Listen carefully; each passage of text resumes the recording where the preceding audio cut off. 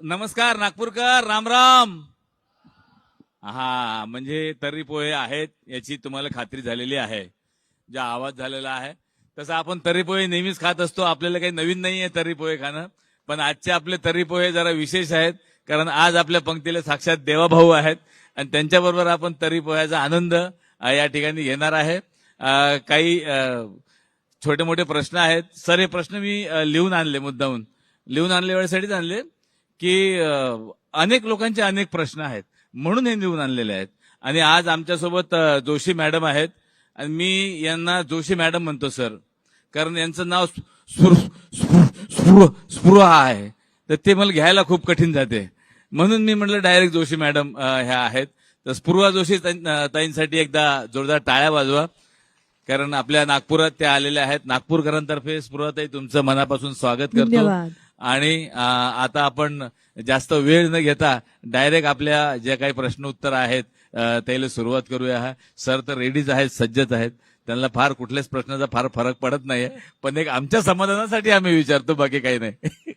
Sir, भारतदादा म्हणाला तसं वेगवेगळ्या विषयावरचे प्रश्न आज तुम्हाला विचारायची इच्छा आहे आणि खास करून नागपूर शहरात आपण बसलेलो आहोत, जे तुमच्याही मनाच्या फार जवळचं शहर आहे, त्यामुळे जास्तीत जास्त या शहरातल्या लोकांच्या मनाच्या जवळचे प्रश्न विचारण्याचा आमचा प्रयत्न आहे.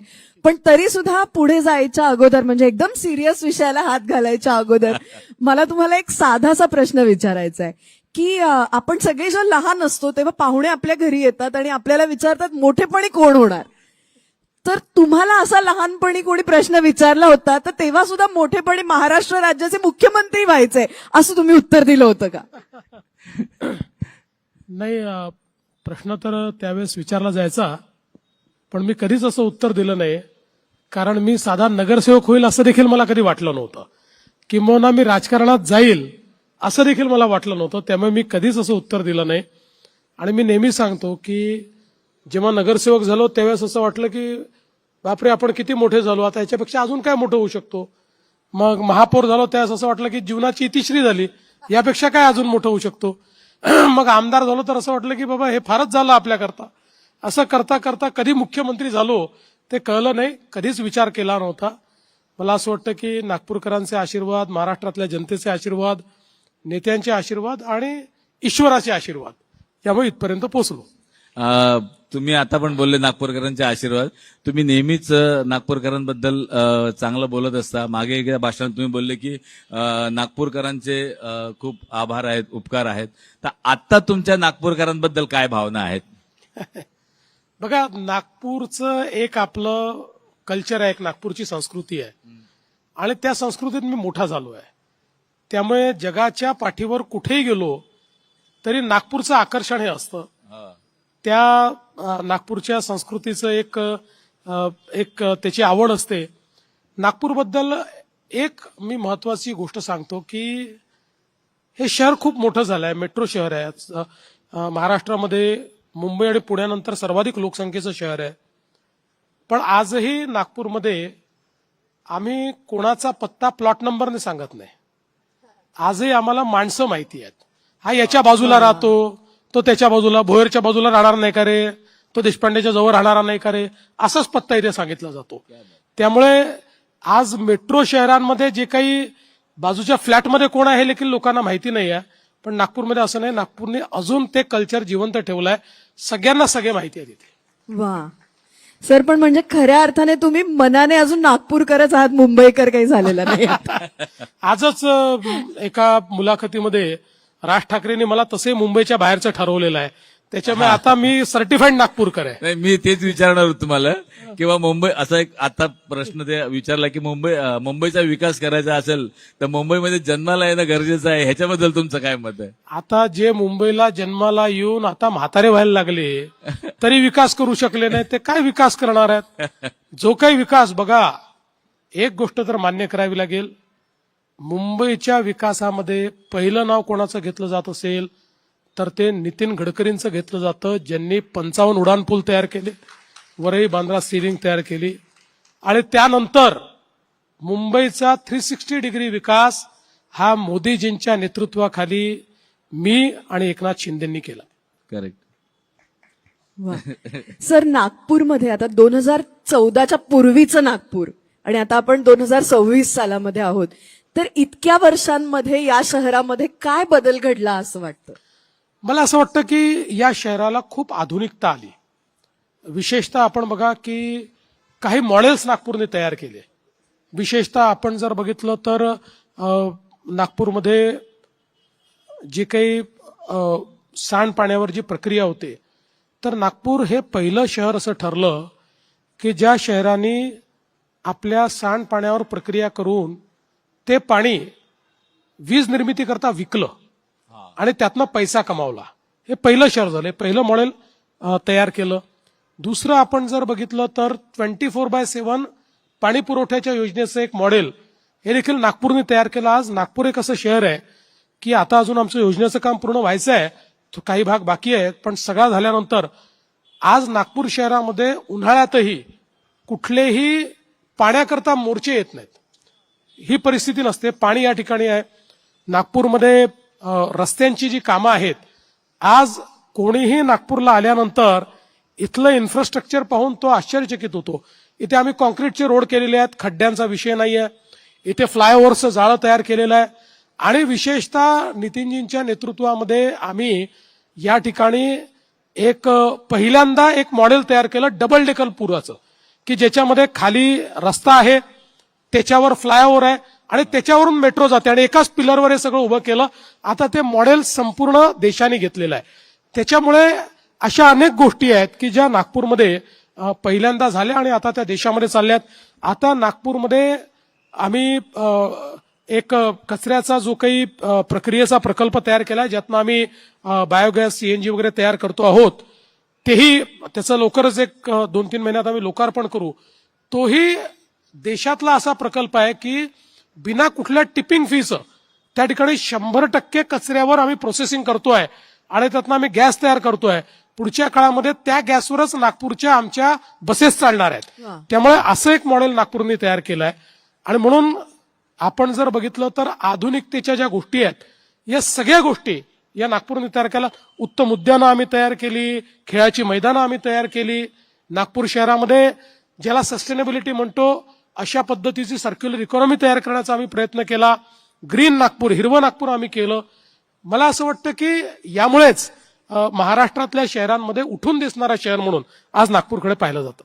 म्हणजे आता मला स्वतःला माय विनोद बदलावं लागतील, कारण की माय अख्खी कारकीर्द 5-6 वर्ष जे काही फू बाय फू केलं ते माझ्या सगळं याच्यावर होतं की आमच्या विदर्भात पाण्याची टंचाई आहे, आमच्या विदर्भात अन्याय होते, पण आता काही अन्याय आणि पाण्याची टंचाई दिसून नाही राहिलेली आहे.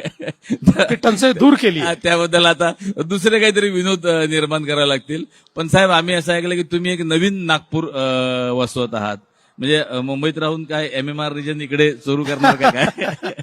नाही, ऍक्च्युली मी मागच्या काळात जेव्हा महाराष्ट्राचा मुख्यमंत्री झालो त्यावेळी मी हा निर्णय केला की जी महानगराची क्षेत्र आहेत, काय होतं की शहराची हद्द संपल्यानंतर अर्बनायझेशन रॅपिड होत असतं, पण त्याला कंट्रोल करणारी, त्याला नियमित करणारं, त्याचं प्लॅनिंग करणारं असं काहीच नसतं. MMRDA त्याकरताच तयार झालं. आणि म्हणून मी मुख्यमंत्री असताना नागपूरकरता NMRDA, पुण्याकरता PMRDA, Nashik metropolitan development authority आणि संभाजीनगर करता एक अशा डेव्हलपमेंट अथॉरिटी तयार केल्या.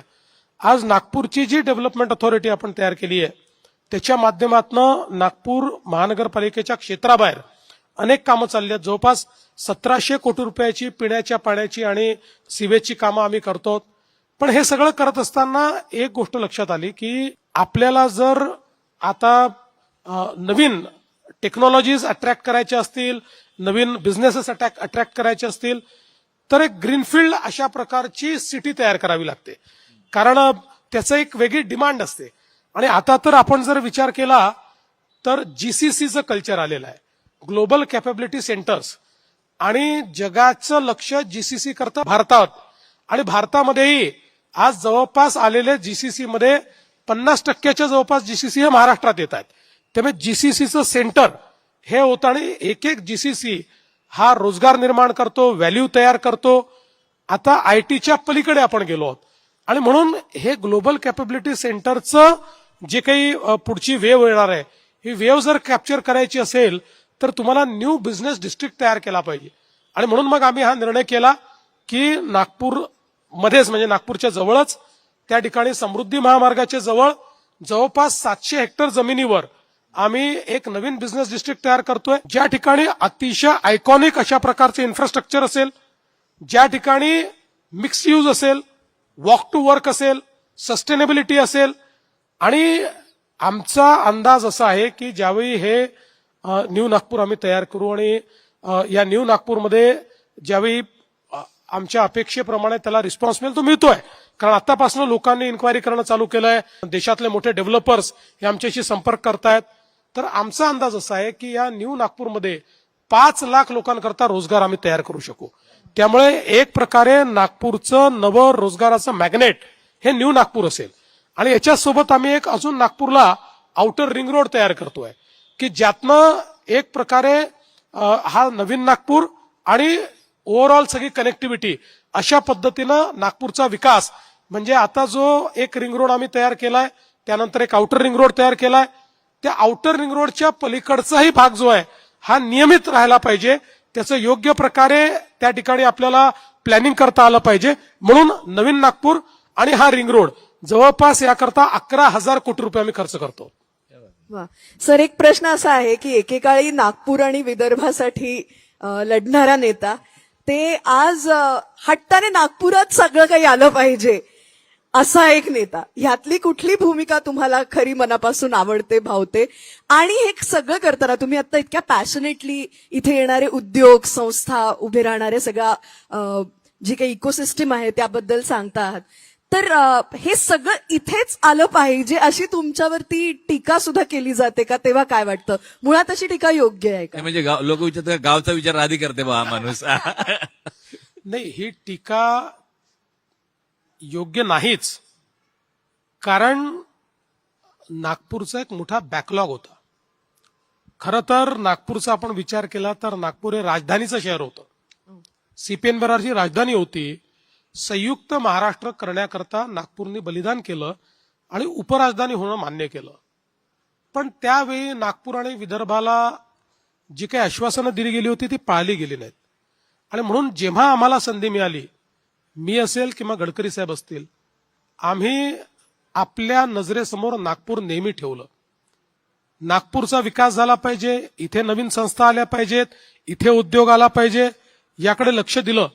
पण हे करताना इतर ठिकाणी दिलं नाही असं नाहीये. आज बघा, मुंबईचं बदललेलं स्वरूप हे आम्हीच केलेलं आहे. पुण्याची मेट्रो असेल, पुण्याचं बदललेलं स्वरूप हे आम्ही केलंय.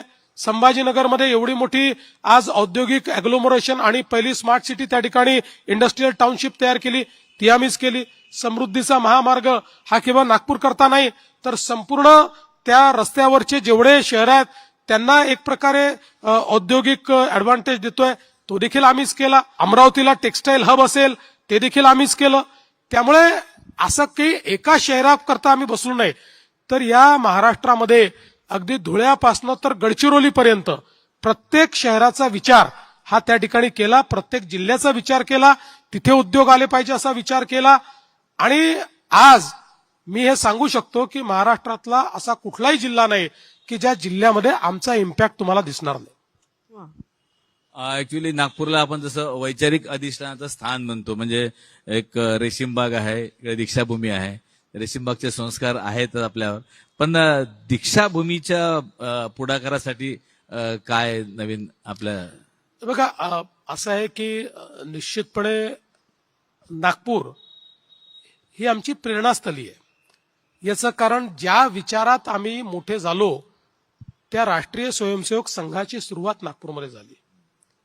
आणि त्याचवेळी नागपूर हे दीक्षाभूमीचं शहर देखील आहे, कारण भारतरत्न डॉक्टर बाबासाहेब आंबेडकरांनी धम्मचक्र प्रवर्तनाकरता नागपूरची निवड केली.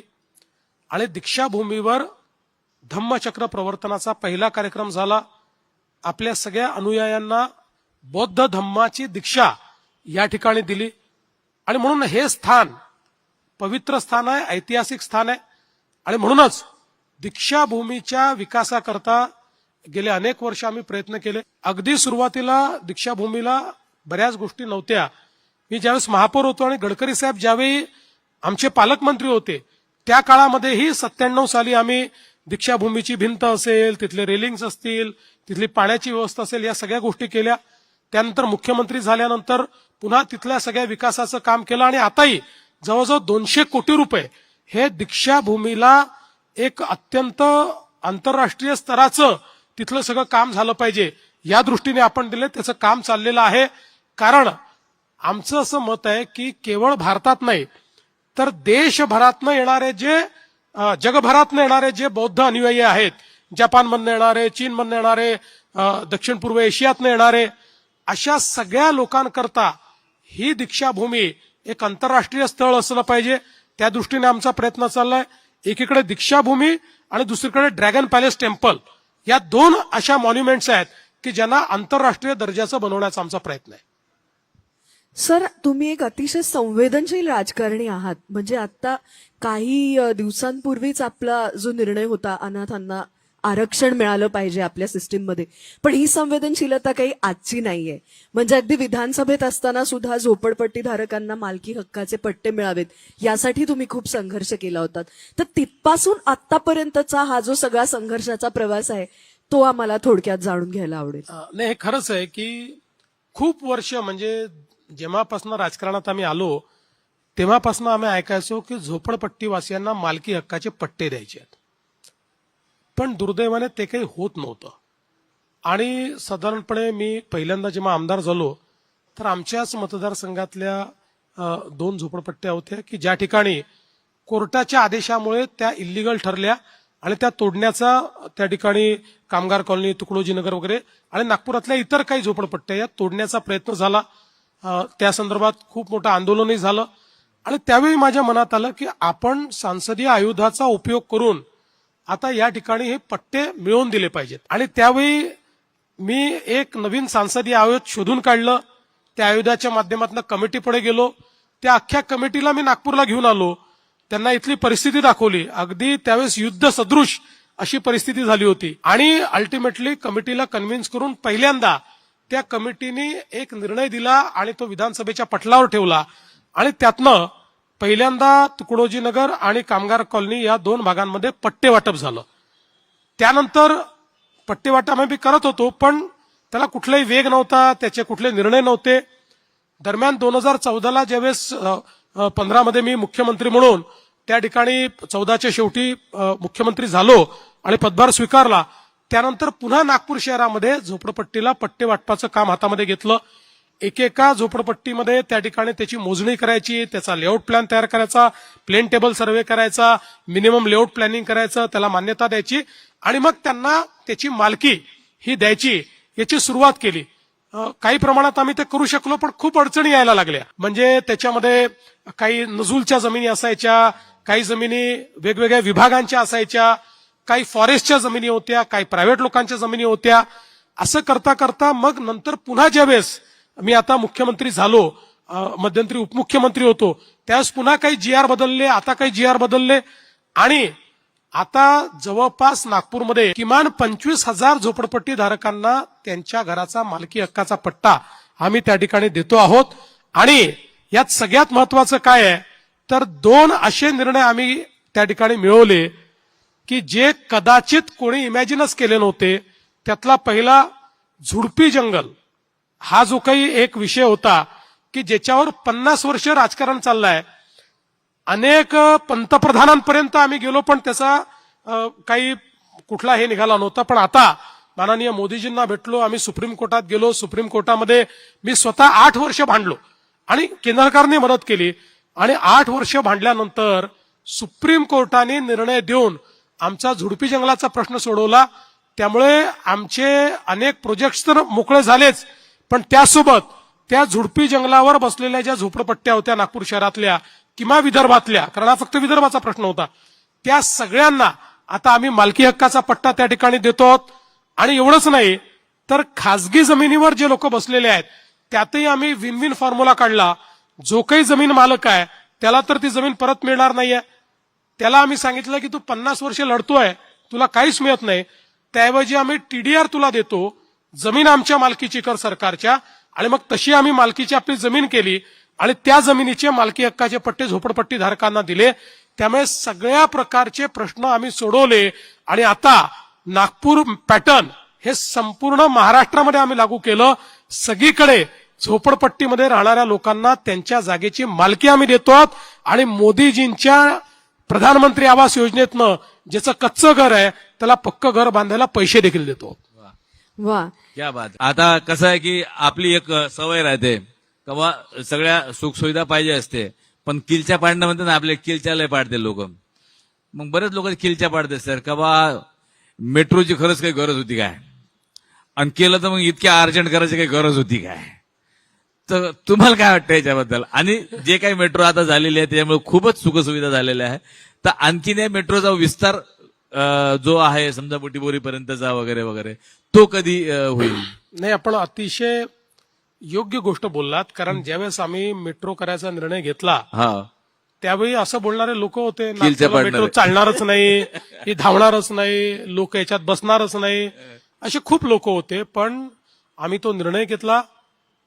माननीय गडकरी साहेब असतील, मी असेल, आम्ही अतिशय वेगानं हे मेट्रोचं काम झालं पाहिजे हा प्रयत्न केला.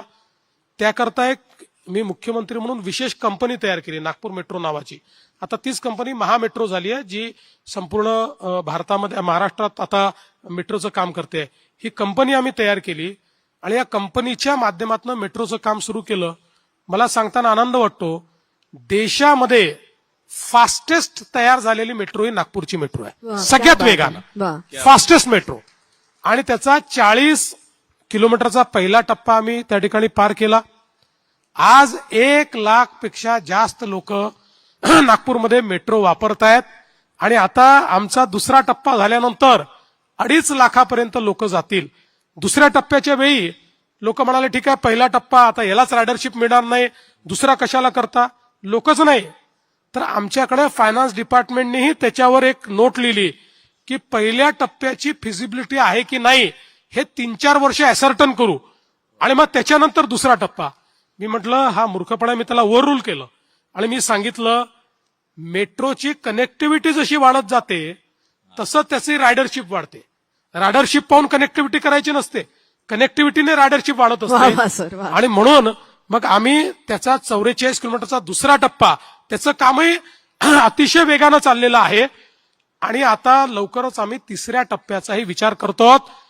मेट्रो एक अशा प्रकारचं ट्रान्सपोर्ट आहे की एकदा मेट्रो झाली की ते मेजर ट्रान्सपोर्ट बनतं आणि त्याला फीडर म्हणून आपण आपल्या ज्या बस सेवा आहे त्या बस सेवेचं डिझाईन असं करतो, रूटचं डिझाईन असं करतो की फीडर सेवा म्हणून त्या बसेस काम करतात आणि एंड टू एंड अशा पद्धतीचं पब्लिक ट्रान्सपोर्टेशन हे आपण तयार करतो. जे आपण मुंबईला केलं, जे आपण पुण्याला केलं, तेच आपण नागपूरला केलंय. सर, मगाशी तुम्ही असं म्हणालात की नागपूरमध्ये जवळपास 5 लाख नवीन रोजगार आता तयार होत आहेत. त्या अनुषंगाने मला विचारायचं की मिहानमध्ये आतापर्यंत आपण कुठवर आलेलो आहोत, काय प्रगती झालीये, आणि IIIT असेल किंवा एम्स असेल किंवा IIM असेल, अशा ज्या संस्था अगोदर इथे नव्हत्या त्या आता इथं आहेत, तर अजून अशा कुठल्या संस्था पाईपलाईन मध्ये आहेत का? पहिल्यांदा तर मी आपल्याला सांगू इच्छितो की मिहान जे आहे याच्यामध्ये सुरुवातीच्या काळामध्ये त्याचा पूर्ण विकास आपण केला नव्हता. अनेक रिसेटलमेंटचे इश्यूज होते. हळूहळू हे सगळे इश्यूज आम्ही त्या ठिकाणी मार्गी लावले आणि आज मिहानमध्ये जवळपास 90% जागा आमची गेलेली. आता SEZची जागाच आमची बाकी आहे. जवळपास आता सगळी जागा आमची संपलेली आहे. त्या ठिकाणी 32 उद्योग हे सुरू झालेले आहेत. 23 उद्योग सुरू होण्याच्या तयारीमध्ये आहेत आणि जवळपास ज्या बिग 6 IT कंपन्या आहेत त्या देखील आलेल्या आहेत. म्हणजे कदाचित नागपूर हे देशातलं एकमेव शहर आहे की जिथे ऑल द 6 आर प्रेझेंट आणि यामुळे आता त्या ठिकाणी जवळपास 1,32,000 लोकांना रोजगार मिहानच्या माध्यमातून मिळालेला आहे. आणि केवळ मिहानच नाही तर नागपूरमध्ये समृद्धी महामार्गामुळे आता इतकं मोठं इंडस्ट्रीयल अॅग्लोमरेशन तयार झालंय की मिहानसोबत बुटीबोरी जो आहे, आता पहिली बुटीबोरीचा टप्पा आमचा संपला, ऍडिशनल बुटीबोरी आम्ही केली, ऍडिशनल बुटीबोरी पण संपली. आता आम्हाला तिसरी बुटीबोरी आम्हाला इंडस्ट्रियल इस्टेट तयार करावी लागते. आणि मी तुम्हाला सांगतो म्हणजे इन्व्हेस्टमेंट तर सगळ्या फील्डच्या आल्या. म्हणजे आता इथे हेलिकॉप्टर बनवण्याची इन्व्हेस्टमेंट आलेली आहे. इथे ऑलरेडी डसॉल्ट आलेला आहे, जे पुढच्या काळामध्ये कम्प्लीट त्यांचं जे जेट विमान आहे ते या ठिकाणी तयार करणार आहे. इथे सोलर इंडस्ट्रीने डिफेन्स मॅन्युफॅक्चरिंगचं एक देशातलं सगळ्यात मोठं अॅग्लोमरेशन तयार केलंय. आणि यासोबत सोलर मॉड्यूल म्हणजे सोलर वेफर इनगोट आज म्हणजे आजच्या फ्रंटियर टेक्नॉलॉजीला जे सगळ्यात जास्त लागतं याची सगळ्यात मोठी इकोसिस्टीम नागपूरला तयार झाली आहे. आणि या ठिकाणी 4 मेजर इन्व्हेस्टरनी मिळून सगळ्यात मोठी कॅपॅसिटी तयार केलेली आहे. जवळजवळ 1.5 लाख कोटी रुपयाची इन्व्हेस्टमेंट ती होते. त्यातली एकाची इन्व्हेस्टमेंट कम्प्लीट होऊन प्रोडक्शन स्टेजला तो आलाय, टेस्टिंग चाललेलं आहे. आणि यातनं पहिल्या टप्प्यामध्ये 60,000 लोकांना याच ठिकाणी आणि दुसरा टप्पा आल्यानंतर 1 लाख लोकांना त्या ठिकाणी रोजगार मिळणार आहे. त्यामुळे अशा पद्धतीनं मिहान असेल किंवा एकूणच इंडस्ट्रियल इथली इकोसिस्टीम असेल, खूप मोठ्या प्रमाणात इन्व्हेस्टमेंट होते. आता सावनेरमध्ये आम्ही खतांचा कारखाना करतोय, काटोलमध्ये आम्ही त्या ठिकाणी मोठ्या प्रमाणात आता अॅग्रो फूड प्रोसेसिंगमध्ये रिलायन्स त्यांचं सगळ्यात मोठं युनिट हे त्या ठिकाणी आणतंय. त्यामुळे एकूणच जर आपण मिहान सोबत सगळी औद्योगिक इकोसिस्टीम बघितली तर जे नागपूर पूर्वीच्या काळामध्ये उद्योगात मागे होतं आता ते उद्योगाचा हॉटस्पॉट झालेला आहे. आणि समृद्धी महामार्गामुळे आणि आमच्या इन्फ्रास्ट्रक्चरमुळे जो नागपूरला येतो तो नागपूरच्या प्रेमात पडतो आणि नागपूरमध्ये इन्व्हेस्ट करतो.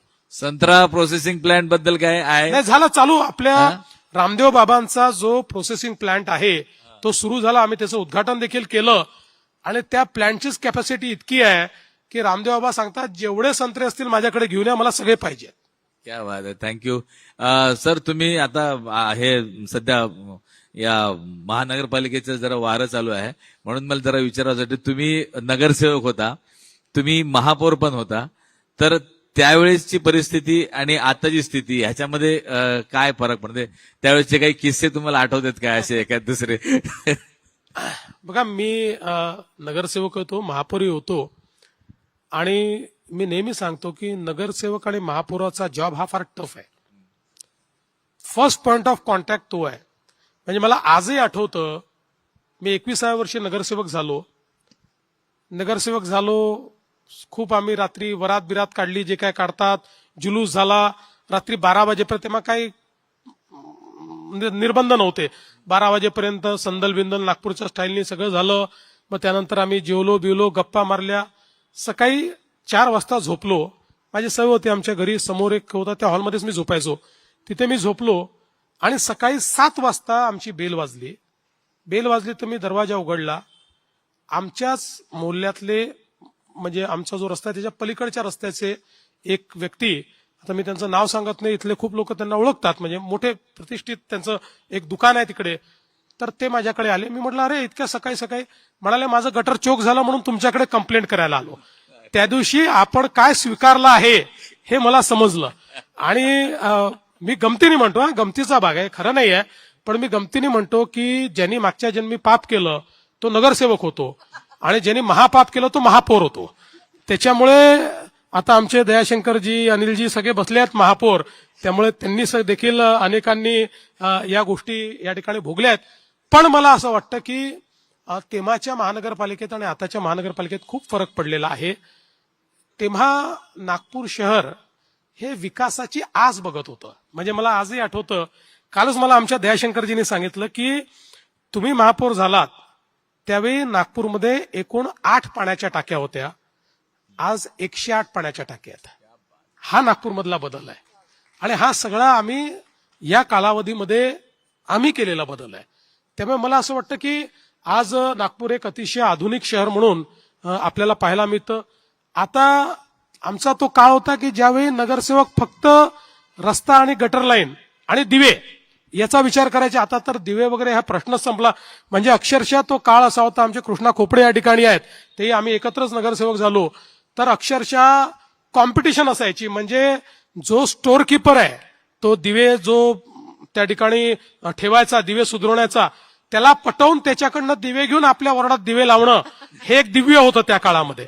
आता या सगळ्या गोष्टी कराव्या लागत नाही. आता खूप पुढे आम्ही त्यात चाललो गेलो आहे. त्यामुळे मला असं वाटतं की आता एक आधुनिक अशा प्रकारची महानगरपालिका आपल्याला पाहायला मिळते. सर, पण याच अनुषंगाने मला एक तुम्हाला विचारायचं आहे, हे खरं आहे का की जर का त्यावेळेला त्या निवडणुका 6 महिने पुढे गेल्या नसत्या तर कदाचित तुम्ही नगरसेवकच नसतात? नाही, हे खरं आहे. कारण मला पहिल्यांदा ज्यावेळी सांगितलं होतं की या वॉर्डातनं तुला लढायचं आहे असं मला सांगितलं, त्यावेळी मी कोणाला सांगितलं नाही, माझं वय झालं नव्हतं, माझं वय पूर्ण व्हायचं होतं. पण आमच्याकडे त्या काळामध्ये ती निवडणूक थोडी पुढे ढकलली गेली. म्हणजे पहिल्यांदा आमची महानगरपालिका सस्पेंड झाली होती, ते काँग्रेसचंच आपापसातल्या भांडणामध्ये.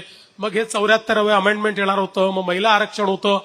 अशा ह्याच्यात ती काही काळ पुढे गेली आणि ती जशी पुढे गेली तसं म्हणजे माझं वय भरलं आणि त्याच्यामुळे मला ज्यावेळेस ऍक्च्युअल लढायची वेळ आली त्यावेळेस माझं वय त्या ठिकाणी होतं. वा. सर, महापालिका निवडणुकांच्याच अनुषंगाने एक प्रश्न विचारते. हल्लीचा काळ असा आहे, आपण बघतो सोशल मीडियामुळे कोणीही उठतं आणि एखादं वाक्य लिहून टाकतं आणि त्याच्यानंतर ट्रोलिंगचा सिलसिला सुरू होतो. साधा आपल्या गल्लीच्या टोकावर एक कचरा कुंडी आहे तरी आपण महाराष्ट्राच्या मुख्यमंत्र्यांना दोष देऊन मोकळे होतो. मला आज अनेक तरुण हा आपला इंटरव्ह्यू बघत असतील. मला तुम्हाला अशी विनंती करायची की कुठल्या गोष्टीसाठी आपण कुणाला अकाउंटेबल धरलं पाहिजे, ही सिस्टीम कशी वर्क करते हे तुम्ही प्लीज समजावून सांगावं. मला असं वाटतं स्पृहा, तुम्ही अतिशय योग्य अशा प्रकारचा प्रश्न या ठिकाणी विचारलाय. कारण आपल्या देशामध्ये, आपल्या राज्यामध्ये, आपल्या शहरांमध्ये कोणाची काय जबाबदारी आहे माहितीच नाहीये लोकांना. म्हणजे अनेक वेळा गडकरी साहेब आता आमचे खासदार आहेत, केंद्रीय मंत्री आहेत, पण त्यांना देखील लोक नालीची तक्रार करतात. त्यांना हे माहिती नाही की गडकरी साहेबांचा नालीशी संबंध नाही, हे महानगरपालिकेचं आहे, हे महानगरपालिकेत तक्रार केली पाहिजे. पण आम्हालाही करतात, आम्हाला सांगता येत नाही. आम्ही जर त्यांना नियम शिकवायला लागलो, आम्हाला काय सांगता, हे तर नगरसेवकाचं काम आहे, तर आम्हाला घरीच पाठवतील ते. त्यामुळे आम्ही देखील ती तक्रार नोंदवतो, कॉर्पोरेशनला सांगतो, त्या तक्रारी ज्या काय आहेत त्या आम्ही त्या ठिकाणी करतो. पण मला असं वाटतं की हे शिकण्याची गरज आहे, हे शिकवण्याची गरज आहे. म्हणजे आपण सिव्हिक सेन्स ज्याला म्हणतो त्याच्यासोबत आपलं ऍडमिनिस्ट्रेशन काय आहे, कॉर्पोरेटरचं काम काय, आमदाराचं काम काय आहे, खासदाराचं काम काय आहे, कुठल्या गोष्टीची अकाउंटेबिलिटी कोणाची आहे, कुठली गोष्ट कोण फिक्स करू शकतो, या गोष्टी लोकांना समजवण्याची आवश्यकता आहे. कुठेतरी आपल्या सिस्टीमचा दोष आहे, आपल्या शिक्षण पद्धतीचा देखील हा दोष आहे की आपल्या शिक्षण पद्धतीतही आम्ही लहान होतो तेव्हा सिव्हिक्स शिकवलं जायचं, पण त्याच्यामध्ये लोकसभा, राज्यसभा, विधानसभा शिकवली जायची, तेव्हा काही कॉर्पोरेशन नाही शिकवलं आम्हाला. तर आता कुठेतरी हा बदल आपण घडवला पाहिजे आणि आपल्या सगळ्या येत्या पिढीला कुणाची जबाबदारी काय आहे हे शिकवलं पाहिजे. नाही, बरोबर आहे. म्हणजे कसं होतं की हिस्ट्री सिव्हिक्सचे पेपर 60 मार्काचा असायचा आणि हिस्ट्री 40 मार्काचं, सिव्हिक्स 60 मार्क, 20 मार्काचं. बरोबर. 20 मार्कात काय पोट्ट शिकणार आहे की नाही, त्याला समजलं तर पाहिजे. आणि एकत्रित मार्क मोजले यायचे, त्यामुळे सिव्हिक्स मध्ये 0 मिळाला तरी पास होता. सर, अजून मला असं विचारायचं होतं की तुमचा एक ओबीसी नेता म्हणून एक चेहरा लोकांसमोर आलेला आहे. म्हणजे तुम्ही ओबीसी नसताना सुद्धा ओबीसी लोकांसाठी आंदोलन केलंय, तर हा चेहरा तुम्हाला कसं काय भेटला किंवा तुम्हाला काय प्रेरणा झाली किंवा आपण यांच्यासाठी काम केलं पाहिजे? मुळामध्ये जेव्हा ओबीसी समाजाच्या अनेक समस्याचा अभ्यास मी करू लागलो आणि विशेषतः हा जो पूर्व विदर्भाचा भाग आहे, या पूर्व विदर्भामध्ये बहुसंख्य हा ओबीसी समाज आहे, अनेक वेगवेगळ्या जाती आहेत आणि एक प्रकारे विकासाची एक मोठी त्या ठिकाणी आवड आहे, शिक्षणाची एक आवड आहे.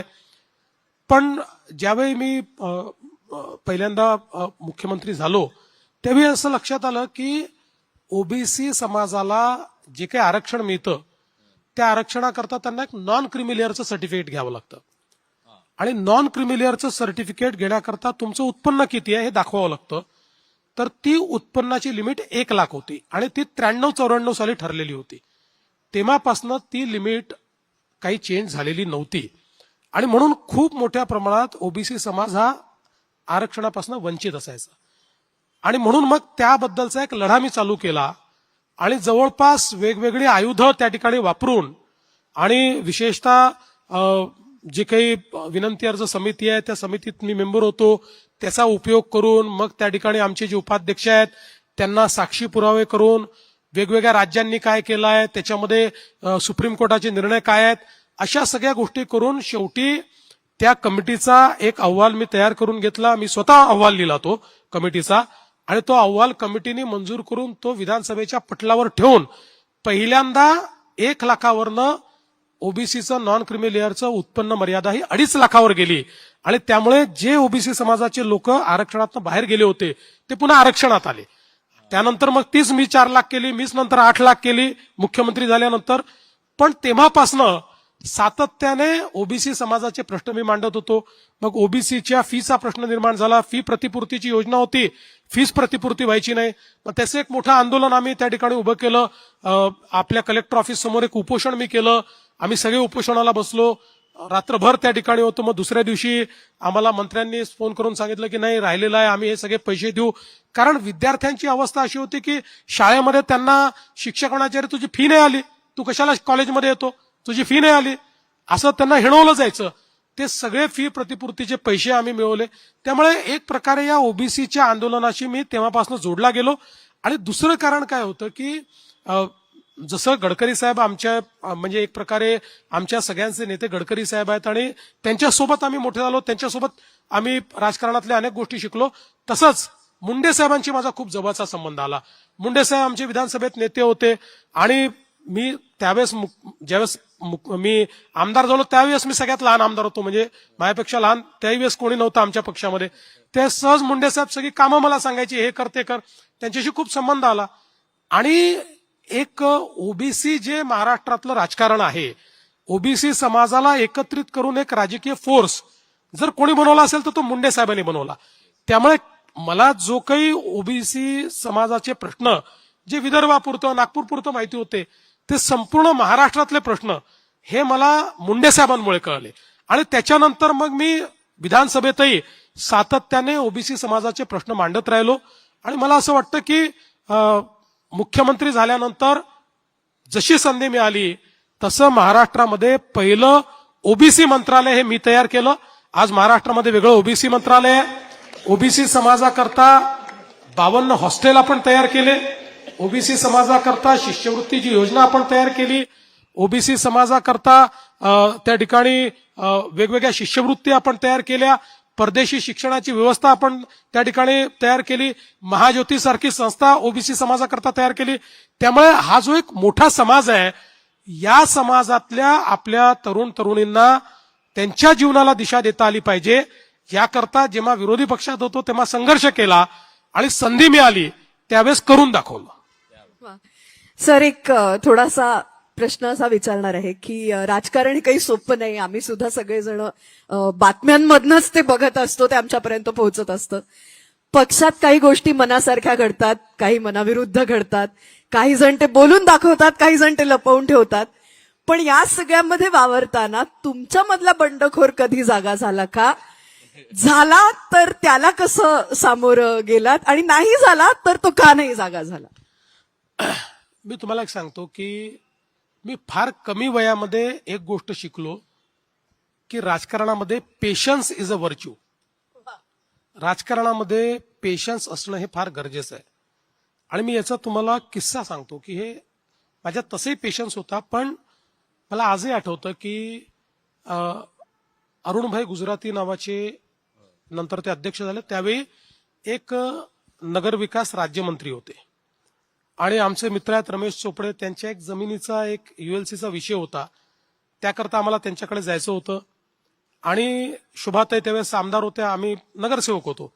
आणि शोभाताईंना आम्ही म्हटलं की आम्हाला त्यांच्याकडे घेऊन जा तुम्ही, अरुणभाई गुजरातींकडे. आम्ही गेलो, खूप गर्दी होती अरुणभाईंकडे. ते म्हणाले, शोभाताई तुम्हाला घाई नसेल तर बसा, मी यांचं सगळ्यांचं निपटवून घेतो. आणि आम्ही बसलो. आणि तेव्हा काय आम्हाला मंत्री म्हणजे असं वाटायचं की हा परग्रहावरून आलेला प्राणी आहे, इतका मोठा तो आम्हाला वाटायचा, कारण आम्हाला काही मंत्री वगैरे फार माहिती नव्हते. आम्ही बघितलं लोक अरुणभाईंना काही बोलून राहिले, त्यांच्या अंगावर जाऊन राहिले, आत्ताच करा, असं कसं करत नाही. मला फार आश्चर्य वाटलं. मी म्हटलं, अरे आपल्याला तर मंत्री म्हणजे परग्रहाचा प्राणी वाटायचा, हे तर बिलकुल असं कसं चाललंय. सगळे लोक त्यांनी निपटवले. मग आमच्याशी बोलायला ते त्या ठिकाणी आले. तर मी त्यांना प्रश्न विचारला. म्हटलं, अरुणभाई मला एक सांगा की म्हटलं मी पाहतोय लोक असं काही बोलून राहिले. तुम्ही तर मंत्री आहे, पण तुम्ही चिडला नाहीत कोणावर, तुम्ही कोणावरही रागवला नाहीत. मला ते असं म्हणाले की बघा, मी फार म्हणजे माझे वडील गांधीवादी होते आणि मी त्या एका अशा विचारातनं बाहेर आलेलो आहे की ज्यामध्ये राजकारणामध्ये आपल्याला लोकांचं ऐकून घ्यायचं आहे, अशा पद्धतीच्या मानसिकतेतून मी तयार झालोय. आणि बघा म्हणाले, यातले काही लोक जे होते ना, त्यांना काम नाही झालं तरी चालतं, त्यांना हे समाधान पाहिजे की कसं मंत्र्याला सुनावलं, एवढंच समाधान घेऊन तो जातो. आता त्यांनी आपल्याला सुनावलं तर आपलं काय वाया जात आहे, त्याला समाधान मिळतंय ना. अशा पद्धतीने त्यांनी बऱ्याच गोष्टी त्यांनी सांगितल्या. मला असं वाटतं की ते माझ्या मनात घर करून बसलं आणि माझ्या लक्षात आलं की पेशन्स हा बाळगावा लागेल. आणि म्हणून मी नेहमी सांगतो की राजकारणामध्ये यशस्वी व्हायचं असेल तर शिव्या खायची क्षमता निर्माण करा. शिव्या खायची क्षमता निर्माण केली, पेशन्स जर निर्माण केला तर राजकारणामध्ये तुम्ही नेहमीच यशस्वी होता. आणि म्हणून माझ्यातला बंडखोर हा आतल्यात दाबून टाकण्याची क्षमता माझ्यामध्ये आहे. मी नेहमी असं म्हणतो की विष पिण्याची क्षमता माझ्यामुळे आहे. आणि म्हणूनच इतक्या वेगवेगळ्या प्रसंगातनं गेल्यानंतर देखील माझा पेशन्सही संपला नाही, माझा उत्साहही कमी झाला नाही, माझा संघर्षही मी कधी सोडला नाही. आणि मला असं वाटतं की ही पेशन्सचीच देणगी आहे.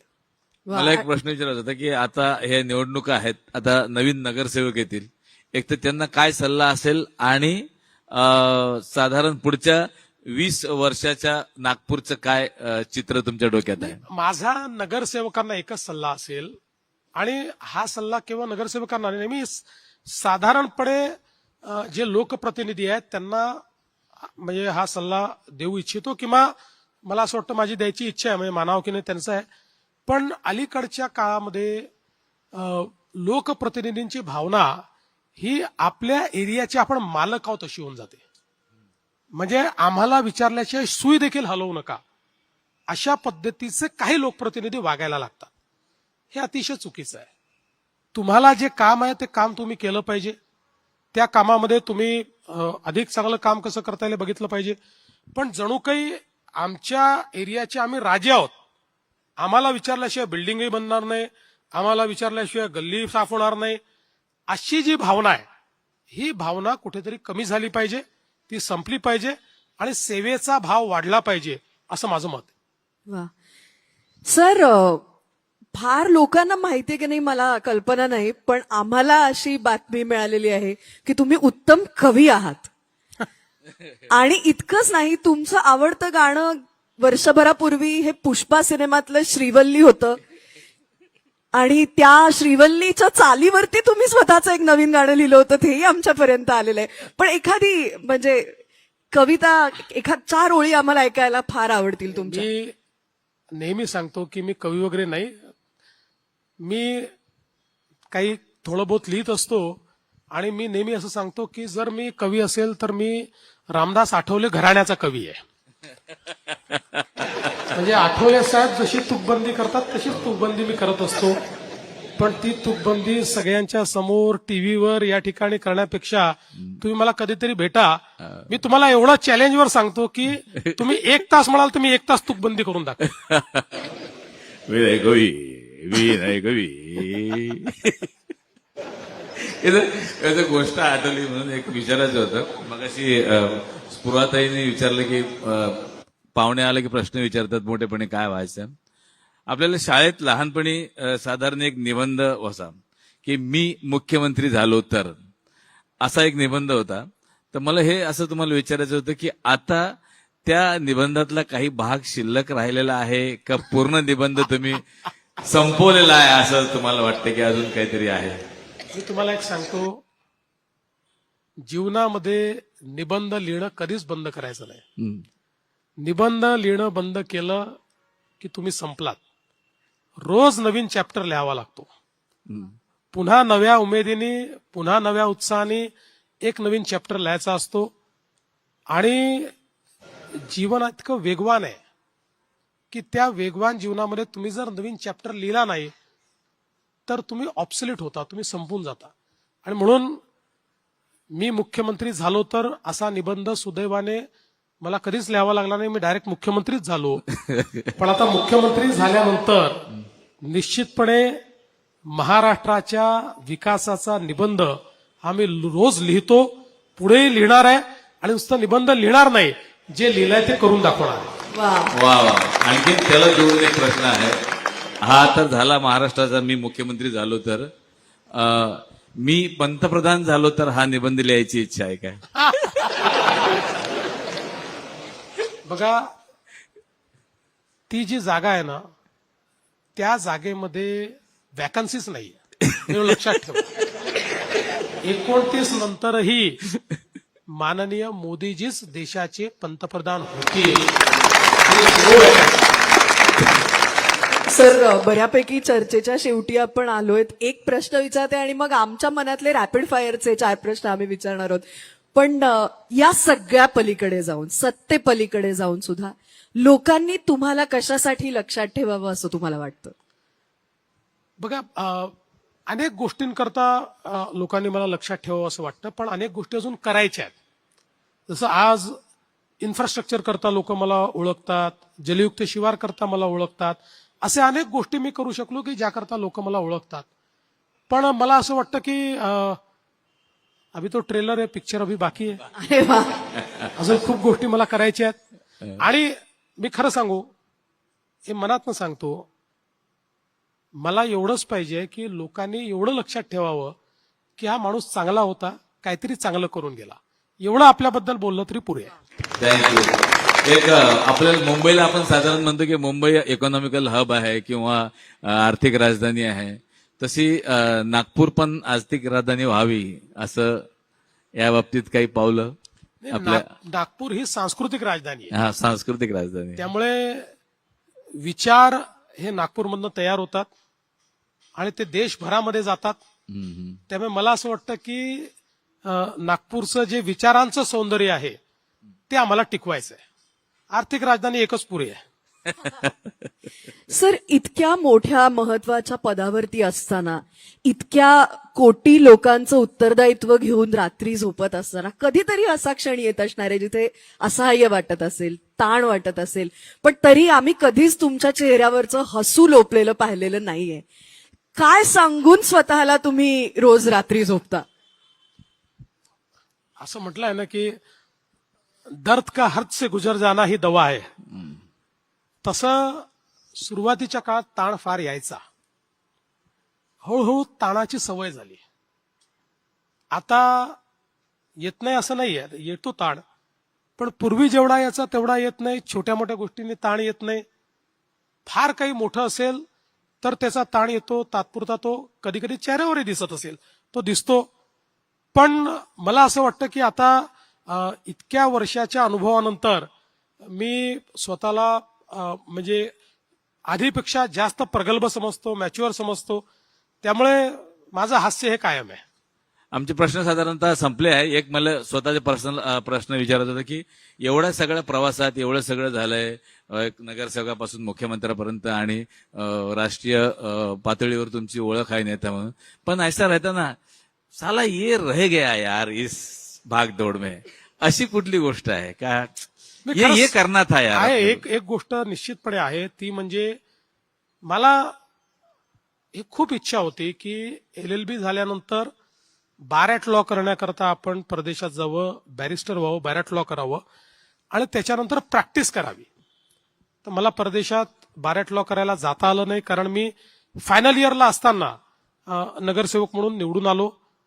अर्थात त्यानंतर मला एक संधी मिळाली, पण ती संधी वेगळी मिळाली. मला प्रोजेक्ट मॅनेजमेंटच्या कोर्सवर नॉमिनेशन मिळालं जर्मनीमध्ये, आणि मी त्या ठिकाणी ते प्रोजेक्ट मॅनेजमेंटचा डिप्लोमाचा जो कोर्स होता तो त्या ठिकाणी करू शकलो. पण मला ते जे काही मला वकील बनायचं, वकील तर बनलो, पण प्रॅक्टिस करायची होती, ती प्रॅक्टिस मी करू शकलो नाही. पण त्याचं कम्पेन्सेशन हे मी विधानसभेत काढून घेतो आणि विधानसभेमध्ये जनतेचा वकील म्हणून त्या ठिकाणी बाजू भक्कमपणे नक्की मांडतो. नक्की नक्की. एक छोटासा प्रश्न राहिला होता नागपूरकरांचा आहे नाग नदीच्या संदर्भात, कारण की 2023 मध्ये जे काही मोठं हे आलेलं आहे, आपल्याकडे संकट आलंय नाग, तर त्या संदर्भात काही नवीन? मला असं वाटतं की आम्ही नाग नदीचा विषय फार गांभीर्याने घेतला. साधारण 2017 साली एक नाग नदीचा प्रकल्प हा आम्ही केंद्र सरकारच्या मार्फत जायकाला पाठवला होता. जपानची जी फंडिंग एजन्सी आहे 2000 कोटीचा, 2019 मध्ये त्याला आम्हाला मान्यता मिळाली. त्यानंतर मध्ये आपल्याला माहिती आहे की माननीय उद्धवजींचं सरकार होतं, त्यामुळे सगळ्याच गोष्टींवर स्थगिती होती, त्यामुळे तो अडला. पुन्हा आमचं सरकार आल्यानंतर गडकरीजींनी आणि मी त्याला मोठ्या प्रमाणात चालना दिलेली आहे आणि आता त्याचे टेंडर्स देखील झालेले आहेत, काही कामं देखील सुरू झालेली आहे. आम्हाला आमचं स्वप्न आहे, गडकरीजींचं माझ्यापेक्षा पुढचं स्वप्न आहे. माझं स्वप्न आहे की नागपूरची नाग नदी ही निर्मल आणि अविरल वाहताना मला पाहिजे आहे आणि गडकरी साहेबांना त्या नाग नदीमध्ये वॉटर ट्रान्सपोर्ट सुरू करायचं. क्या बात आहे, जोरदार टाळ्या.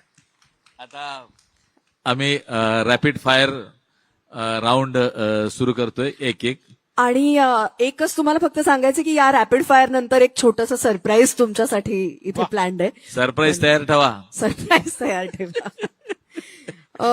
पहिला प्रश्न सर अर्थातच सावजी रस्सा का तर्री पोहे? अरे बापरे, फारच तुम्ही म्हणजे कठीण प्रश्न विचारला. आज तर्री पोहे. क्या बात है. गडकरींचा कच्चा चिवडा की जोशींचा ताक समोसा? नाही, जोशीचा ताक समोसा. शाबास. पुला पलीकडचं नागपूर का पुला अलीकडचं नागपूर? दोन्ही नागपूर. मी जन्मलो आणि वाढलो पुला अलीकडे, कारण नवीन जो हा सगळा भाग आहे या भागामध्ये जन्मही माझा इकडे झाला, मी वाढलो इकडे.